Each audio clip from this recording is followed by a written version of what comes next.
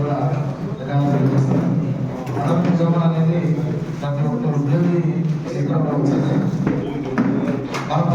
మనం పనిచేసే కాలంలో ఎంతవరకు మనం సర్వీస్ చేయగలిగాం, సేవ చేయగలిగాం, ఎంతవరకు పనిచేసామనేది దాంట్లో ముఖ్యంగా అంతర్గారు నేను చదువుతున్నప్పటి నుంచి హై స్కూల్లో పనిచేస్తుంటే అక్కడ నుంచి ఎంపీ ఆఫీస్కి వచ్చినటువంటి వచ్చినట్లు అప్పటి నుంచి కూడా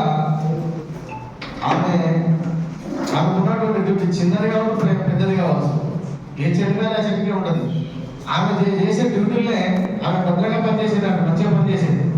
వాళ్ళు పెద్ద నౌకరీ చేసుకుంటూ నిలబడితే కాదు, ఆ చిన్న వాళ్ళని కానీ వారి యొక్క విధులకు దగ్గర పనిచేస్తేనే దానికి అర్థం అనేది ఉంటుంది. ఏ ఉద్యోగమైనా దాన్ని గమనించాలి.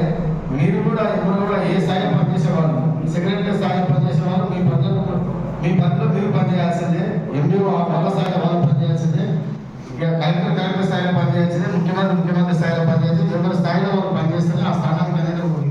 కాబట్టి మీరు కూడా ఉద్యోగస్తులందరూ కూడా మీ పరిధిలో దాటకుండా ఉన్న పరిధిని ఉపయోగించుకొని ప్రజలకు సేవ చేసి మీరు కూడా మంచి పేరు తెచ్చుకోవాలని కోరుతూ ఈరోజు పదవిలో ఉంటున్నటువంటి రంజాని గారికి ప్రత్యేకంగా ధన్యవాదాలు తెలియజేస్తూ వారు ఆరోగ్యాలతో ఉండాలని చెప్పి కోరుకుంటూ సెలవు.